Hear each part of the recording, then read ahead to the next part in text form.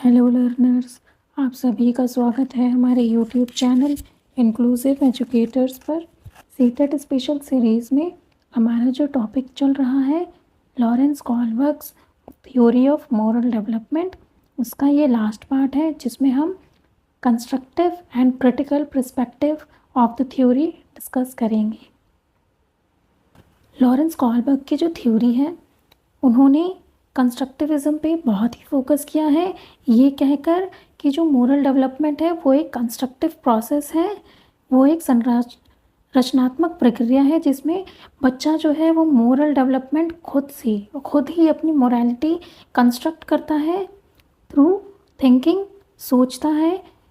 और अगर हम उससे डिस्कशन में इंडल्ज करेंगे, उसे एक कोई कंडीशन दी जाएगी, मोरल डायलेमास दिए जाएंगे, तो उससे वो रीज़न करेगा, वो सोचेगा और तर्क देगा कि क्या उसे जो करना चाहिए उसमें क्या सही है और क्या गलत है।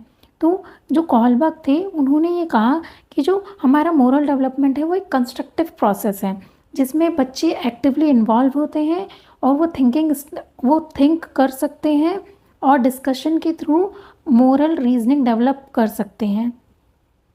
इसका एक एग्जाम्पल देकर हम समझेंगे। बेसिकली अगर कोई टीचर है वो किसी बच्चों को स्टोरी सुनाती है ऑनेस्टी पर और फिर बच्चों से पूछती है कि उस कहानी में उस बच्चे ने जो किया क्या वो सही था, और अगर था तो वो क्यों सही था, और अगर आप उसकी जगह होते तो आप क्या करते। तो इस क्वेश्चन से क्या होगा, इस क्वेश्चन से जो टीचर कर रहा है वो बच्चों की मोरल रीजनिंग डेवलप कर रही है थ्रू डिस्कशन रेदर। और इससे क्या होता है बच्चों की मेमोराइजिंग, जो पहले क्या होता था हमें सिर्फ रूल्स को मेमोराइज करवा दिया जाता था और इससे उन्हें ये भी लगता था कि मोरल रूल्स को भी हम मेमोराइज करवा सकते हैं और उन रूल्स को ये बच्चा कैरी करेगा और उसे फॉलो करेगा, जो कि कॉलबर्ग ने इसे गलत बताया। उन्होंने कहा कि नहीं, बच्चे खुद से ही moral reasoning through discussion develop कर सकते हैं। This is the constructive perspective of the theory. अब हम स्ट्रेंथ पढ़ेंगे कि कॉलबर्ग की थ्योरी के क्या स्ट्रेंथ थे। जो कॉलबर्ग ने थ्योरी दी थी उसके जो मेजर स्ट्रेंथ थे वो ये थे कि जो हमारी मोरल रीजनिंग है वो ओवर द टाइम डेवलप होती है। पहला इसका स्ट्रेंथ ये माना गया है कि इसने एक्सप्लेन किया कि किस तरीके से हमारी जो मोरल रीजनिंग है वो डेवलप होती है।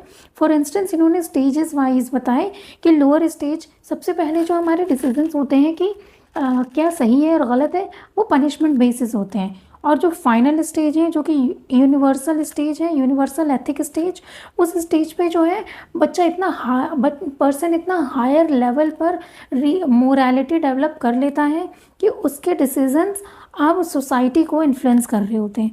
तो इन्होंने ये मोरल रीजनिंग किस तरीके से डेवलप होती है उस पर बहुत ही अच्छे से एक्सप्लेन किया कि उसमें टाइम की क्या वैल्यू है। Then he also emphasises on thinking rather than blind obedience. जैसा कि हमने पहले पढ़ा कि पहले क्या होता था, सिर्फ हमें रूल्स बता दिए जाते थे कि ये करना है, ये ऐसा नहीं करना है, इसे करना चाहिए, इसे नहीं करना चाहिए। लेकिन जो थ्योरी के माध्यम से कॉलबर्ग ने ये एम्फेसाइज किया कि नहीं, आप मोरल डायलेमास दीजिए और पर्सन या बच्चे को डिस्कशन में इंडल्ज करिए, वो ऑटोमेटिकली रीज़न करेगा, थिंक करेगा और उसके बाद उसकी मोरल रीजनिंग डेवलप होगी। देन इनकी वजह से जो मोरल एजुकेशन का जो इन्फ्लुएंस था वो वर्ल्ड वाइड फेमस हुआ। अगेन कॉलबर्ग ने बहुत ही इनकरेज किया था reflection, discussion and democratic values पर कि सभी के जो पर्सपेक्टिव हैं, सभी के जो व्यूज़ हैं और सभी का जो डिसीजन मेकिंग जो प्रोसेस है या जो स्किल है उस पर वैल्यू करनी चाहिए और उनके डिस्कशन के पीछे का लॉजिक देखना चाहिए। और इसके ज़रिए ही हम बता सकते हैं कि पर्सन कितना मोरली डेवलप है, उसकी मोरालिटी लेवल क्या है।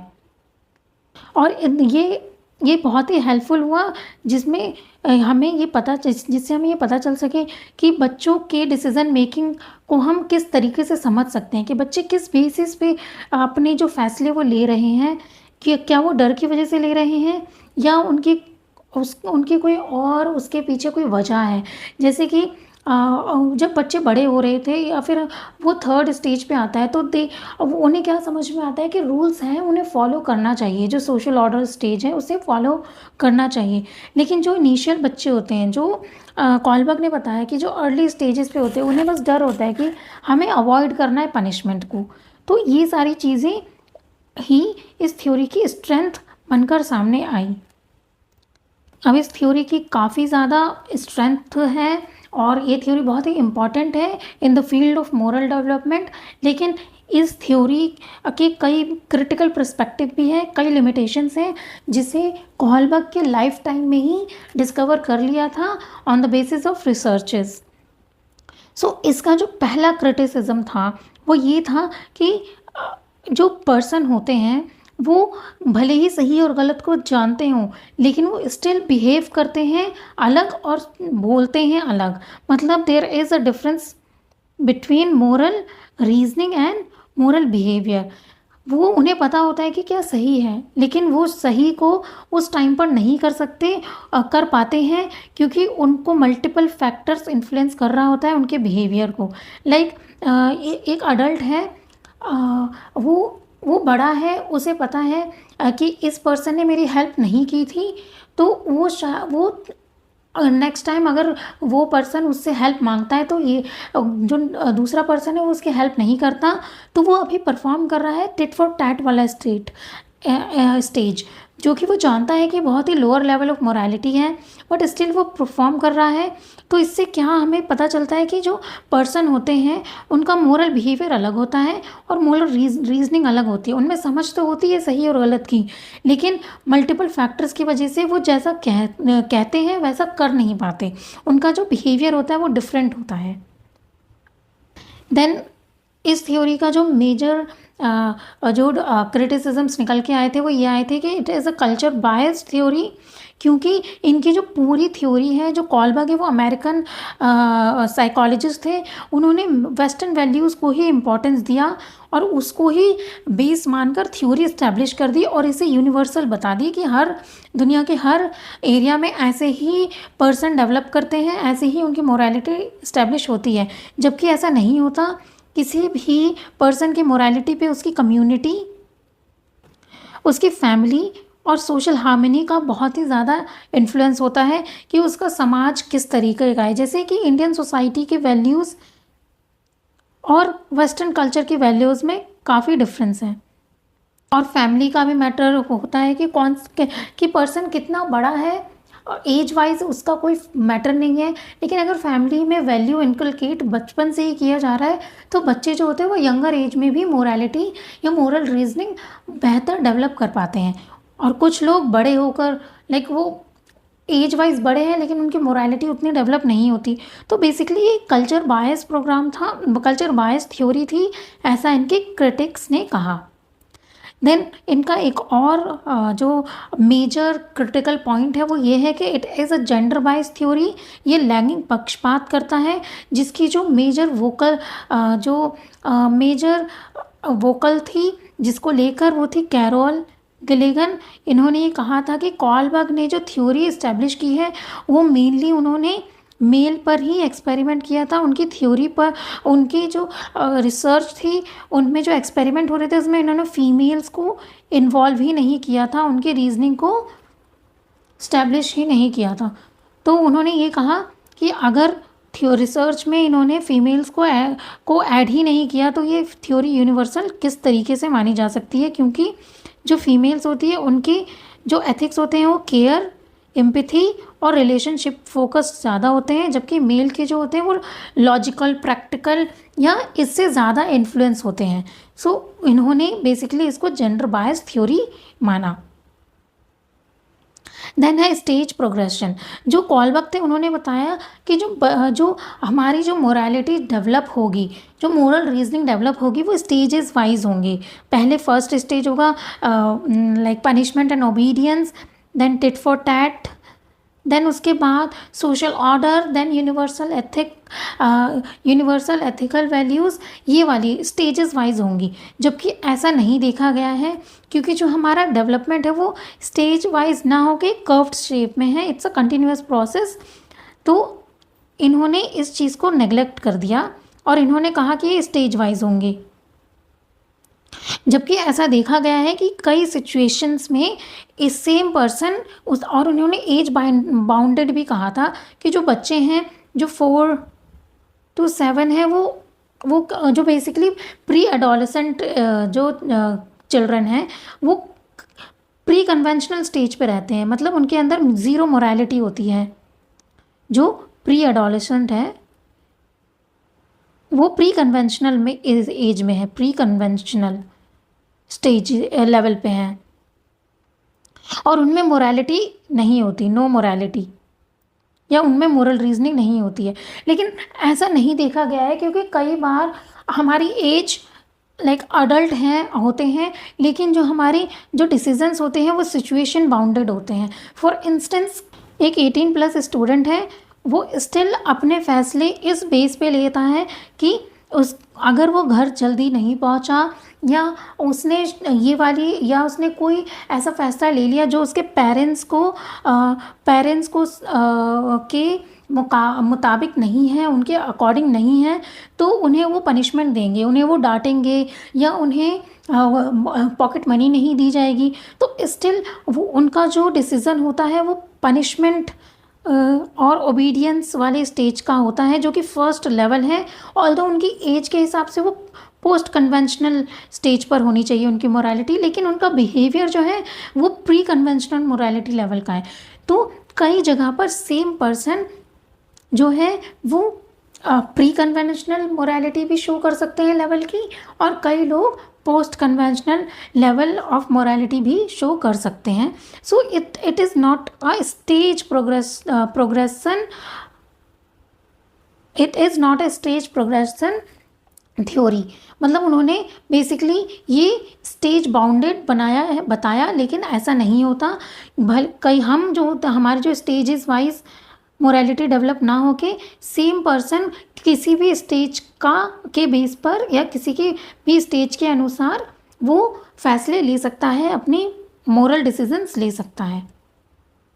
It depends on the situations basically. Then again जो 5th क्रिटिसिज्म है इस थ्योरी का ये है कि जो कॉलबर्ग है उन्होंने बच्चों की मोरालिटी को अंडर एस्टिमेट किया। उन्होंने बेसिकली अडल्ट मोरालिटी को ज़्यादा प्रमोट किया है, उस पर ज़्यादा एम्फेसाइज किया है, उन्हें ओवर एस्टिमेट कर दिया गया है। जबकि ऐसा देखा गया है कई पर्सन होते हैं जो अडल्ट होते हैं बट उनकी मोरालिटी डेवलप नहीं होती, उनको मोरल रीजनिंग डेवलप नहीं होती उनमें। और कई बार जो छोटे बच्चे होते हैं उनकी एज कम होती है, लेकिन उनकी जो मोरल रीजनिंग होती है वो एडवांस लेवल की होती है। जैसे कि एक न्यूज़ में भी आया था कि एक 6 साल का बच्चा अपनी 2 साल की बहन को बचाने के लिए, उसे इलेक्ट्रिसिटी शॉक लग रहा था, उसको बचाने के लिए उसने वो शॉक खुद पे ले लिया और उसकी वजह से उसकी डेथ भी हो गई। तो यहाँ पर उस बच्ची ने higher level of morality show की है, लेकिन कॉलबर्ग के हिसाब से वो बच्चा ये फैसला ले ही नहीं सकता था क्योंकि उसे पनिशमेंट से डर लगता, उसे करंट पनिशमेंट लगती और वो ऐसा फैसला नहीं ले सकता। सो ये एक अलग क्रिटिसिज्म बनकर सामने आया था। हम एजुकेशनल इम्प्लीकेशंस पढ़ेंगे इस थ्योरी का, कि इस थ्योरी को हम किस तरीके से क्लासरूम या टीचिंग लर्निंग प्रोसेस में इन्वॉल्व कर सकते हैं। पहला है, इस थ्योरी के माध्यम से हम बच्चों में जो मोरल डायलेमा है उसमें टीचर इनकरेज कर सकती है कि कोई भी सिचुएशन दे दी और बच्चों को उसमें डायलेमा क्रिएट किया और बच्चों को कहा गया कि अब आप बताओ कि आप इस सिचुएशन में होते तो आप किस तरीके से फैसला करते, क्या चूज़ करते, आपका डिसीज़न क्या होता। इससे क्या होगा, बच्चे की रीजनिंग डेवलप होगी, बच्चे की थिंकिंग डेवलप होगी और इससे वो मोरालिटी डेवलप कर पाएगा। Then it promotes democratic classroom practices, क्योंकि कॉलबर्ग की थ्योरी में ये बताया गया है कि सभी को के जो फैसले होते हैं वो उनके बैकग्राउंड, उनकी एज और उनके पर्सनल इंटरेस्ट के हिसाब से होते हैं। तो इससे क्या होता है, इंडिविजुअल अटेंशन या डेमोक्रेटिक प्रैक्टिसेस को प्रमोशन मिलती है। देन इस थ्योरी के थ्रू हमें ये पता चला कि अगर हम ऑनेस्टी, फेयरनेस और रिस्पेक्ट को एक मॉडल के तौर पर इस्टेब्लिश करते हैं तो बच्चा बहुत ही बेहतर तरीके से मोरालिटी डेवलप कर पाता है।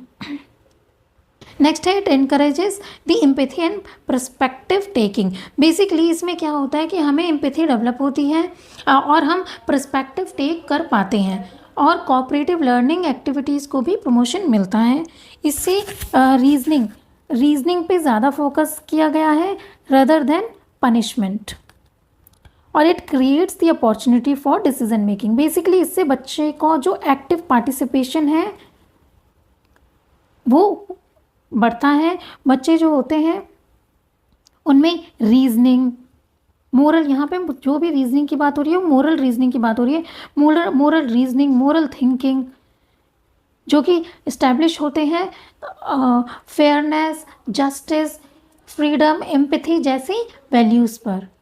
तो ये सभी हम एज अ टीचर यूज़ कर सकते हैं ताकि बच्चों में मोरल डेवलपमेंट, मोरालिटी या मोरल रीजनिंग डेवलप हो सके। आई होप आपको हमारी वीडियो पसंद आई होगी। अगर आपको हमारी वीडियो पसंद आई तो हमारी वीडियो को लाइक करें, इसे शेयर करें और चैनल को सब्सक्राइब करें।